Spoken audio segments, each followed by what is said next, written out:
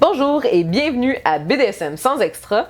Aujourd'hui, je te parle de l'émission How to Build a Sex Room. Ok, je fais mon premier review. C'est pas 50 Shades of Grey parce qu'il y a quelque chose d'autre qui s'est passé entre-temps. How to Build a Sex Room Netflix, ou en français Architecte du désir. Ok, c'est quoi cette affaire-là? En gros, c'est un genre de décor ta vie pour faire une chambre de sexe. What? Comme, c'est sorti out of nowhere, j'ai vu ça passer sur des groupes et genre une semaine après ça sortait sur Netflix. Puis, obviously, je l'ai binge-watché en genre 4 jours. Et, ok, faut qu'on s'en parle, c'est important. Si tu n'as pas écouté, va l'écouter. Maintenant, il y a genre 9 épisodes, ça s'écoute de même. Puis, c'est vraiment un très bon divertissement, ok? Moi, j'ai adoré. Je pense que la chose la plus importante de cette émission-là, c'est que ça présente vraiment une belle diversité. Parce que t'as des couples hétéros, t'as des couples homo, t'as des couples pansexuels, t'as des couples qui ne sont pas un couple parce que t'as une personne qui est toute seule et t'as une polyfamily. T'as des gens qui sont très kinky, t'as des gens qui sont très vanille, t'as de tout. Et ça, c'est le fun. Parce que ça montre vraiment une belle diversité comme qu'est-ce qu'on a dans la société. Tu sais, ce qu'on voit dans les films, là, c'est tout le temps un peu cliché ordinaire. Tandis que ça, on dirait qu'ils ont fait exprès d'aller chercher plein de gens de milieux complètement différents. Comme, t'as un couple qui fait la van life. Comme, ils habitent dans une van, puis ils font juste parcourir le pays. Comme, comment tu fais une sex room là-dedans. C'est vraiment intéressant de voir ce genre de choses-là. Autant que, justement, la polyfamily, c'est une famille qui est polyamoureuse. Et, dans le fond, de la manière qu'ils l'ont présenté, plusieurs personnes sont en couple avec plusieurs personnes dans cette famille-là. Il y a peut-être des triades, il y a peut-être des pas triades. C'était pas vraiment expliqué à 100% comment la famille fonctionnait, mais ils l'appelaient la polyfamily. Et qui était vraiment le fun, c'est que eux étaient obviously dans le BDSM, très très très clairement, puis ils l'ont dit dès le début, puis c'était le fun qu'ils parlent aussi ouvertement de leur kink. Et t'avais l'opposé complet de un couple qui a de la misère avec sa vie sexuelle, puis que ce qu'ils veulent, c'est un endroit pour se retrouver, puis qui sont pas kinky pantoute, sont pas intéressés à ça, ce qu'ils veulent c'est fourrer, puis ils ont pas d'endroit qui est propice à ça parce que leur chambre c'est juste le bordel parce qu'ils ont plein d'enfants puis que s'ils ont de la misère avec ça. Fait que t'as vraiment une belle diversité. Les contres de cette émission-là, on va se le dire, on se le cachera pas. C'est un petit peu cheesy, ok, on va se le dire, là. Tu sais, l'animatrice Mélanie Rose, qui est comme la décoratrice intérieure, est vraiment sweet, puis est vraiment, tu sais, elle montre une très grande ouverture. Puis, ben là, t'as comme son contracteur, qu'on voit souvent, puis là, elle explique à son contracteur qu'est-ce qu'ils vont faire. Puis là, lui, il fait comme office de personne vanille qui comprend rien. Puis, comme il y a vraiment beaucoup de moments cheesy, soyons réalistes, faut pas qu'il y ait de suspension qui se fasse sur aucun des points de suspension qu'il y a dans cette émission là parce qu'il n'y a aucun des points de suspension qui fait du sens. En même temps, c'est tout pas des gens de Shibari là. Même si on voit à un moment donné, il y a un des couples qui vont présenter, parce que un des trucs qui est le fun là-dedans, c'est qu'ils vont présenter des professionnels au couple. Puis ils montent du Shibari, un cours de Shibari à un des couples. C'était vraiment le fun de voir ça. Mais clairement, personne ne peut faire de suspension dans les points de suspension qui ont été mis dans les chambres. Non.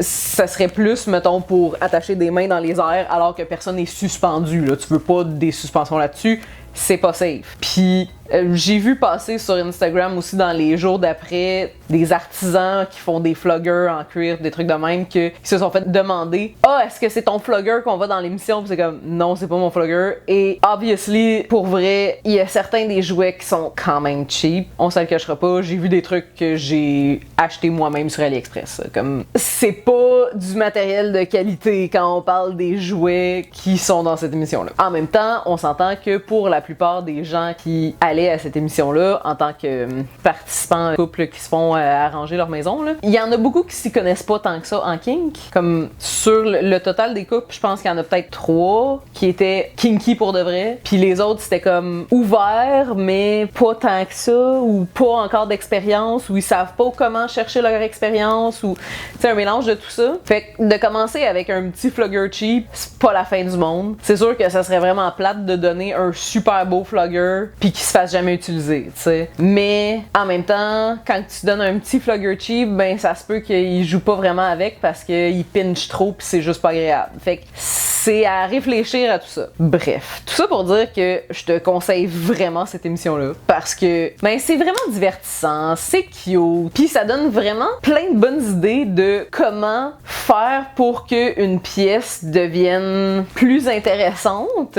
Parce que ben obviously moi j'ai un donjon chez nous. Je te le présenterai un jour. It's not ready yet, ok? C'est pas encore prêt. Je suis pas prête à te le présenter encore, ok? On n'est pas prêt parce que il manque encore des trucs, puis j'ai pas encore mon trône. Je veux un trône.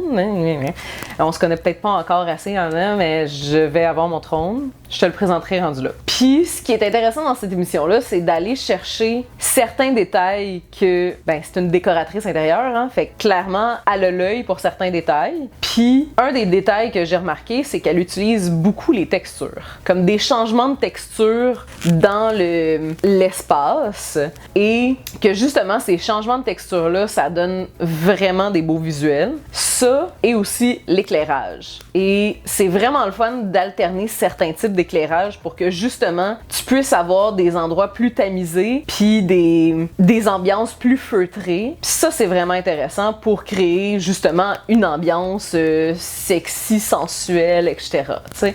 Fait que ça c'était vraiment le fun. J'aimerais vraiment ça qu'il y ait une saison 2. Si tu l'as pas écouté, va l'écouter. Parce que si on montre à Netflix que les codes d'écoute sont bonnes puis qu'on veut une saison 2, ben ils vont faire une saison 2. Sinon, ben il y en aura pas d'autres. Puis probablement un peu comme l'émission Bonding, puis c'est une émission qui a fait 2 saisons puis que ça a été coupé après par Netflix. Après la saison 1, il y a tout le monde de l'internet qui a dit à quel point cette émission-là montrait beaucoup de choses qui étaient pas correctes. Et dans la saison 2, ils se sont repris parce que Netflix et les créateurs de l'émission Bonding ont écouté le public. Fait que si il y a beaucoup de gens qui chialent que tel détail, ben tu sais, si les gens sont pas intéressés au kinky, peut-être que t'es mieux de pas mettre de kinky dans cette pièce-là. Ben peut-être que pour les prochaines saisons, ils vont encore plus s'améliorer. On s'entend que c'est pas le genre d'émission qu'on voit dans la vie de tous les jours. C'est pas le genre d'émission qui passerait à la télé. Fait que c'est le fun de pouvoir avoir ce type d'émission-là à la portée. C'est clair que si il y a une version québécoise at some point, je triperais 1000 fois trop à voir ça, c'est sûr. Si vous avez besoin de conseils, call me, hein, parce que j'ai plein d'idées, j'ai plein d'idées. Puis, je pense que c'est le fun de voir une diversité comme ça. Je pense qu'on a besoin de voir de la diversité comme ça. Je pense qu'il y a eu un beau modèle de diversité qui a été présenté pour les participants, mais côté kinky, il manquait un petit peu de diversité pour certains trucs. Là, à un moment donné, je me souviens qu'il y a une fille qui était un peu dominante dans son couple, qui était intéressée peut-être à apprendre plus là-dessus, et Melanie Rose l'a amené, l'animatrice l'a amené voir une dominatrice, puis la dominatrice était juste comme l'espèce de cliché que tu vois dans la pornographie d'une dominatrice méchante. Puis là, c'est comme « Ah, tu veux pas y faire mal, ben là, t'es pas une dominatrice. » Puis c'était comme « Tu connais pas le Gentle Femdom? » Comme, il y a autre chose aussi qui existe, puis il y a possibilité d'être dom même si t'es pas la méchante dominatrix, tu sais. Puis je pense que de ce côté-là, il y a place à amélioration, mais ça reste que c'était sublime. J'espère que tout le monde va aller l'écouter. Écoutez-le. Si tu l'écoutes, commente en bas qu'est-ce que t'en as pensé. Comme, on peut en jaser longtemps de cette émission-là, pour vrai. C'est vraiment cool, mais il y a des choses à améliorer. Mais c'était vraiment cool. Fait que ça, c'est mon petit review de How to Build a Sex Room. J'ai réfléchi à savoir est-ce que ça vaudrait la peine de faire, mettons, un review de Bonding, faire un review de 50 Shades, faire un review de Secretary. Bref, je commence à avoir une liste. Si tu veux des reviews de certaines émissions ou certains films, mets-le dans les commentaires aussi parce qu'il y en a peut-être que j'ai même pas pensé à les mettre dans ma liste. Fait qu'on s'en rejasera là ensemble. Là. Mais pour le moment, si tu sais pas quoi écouter, How to Build a Sex Room sur Netflix, c'est live là, tu peux toutes les écouter maintenant. Ça se binge-watch super facilement. Tu mets ça en fond là, puis tu regardes, puis ça donne plein d'idées. Garde-toi. Fait que ça va être ça pour le vidéo de cette semaine. On se revoit la semaine prochaine pour d'autres vidéos. Pour le moment, tu likes, tu subscribes, tu partages, puis on se revoit à la prochaine vidéo.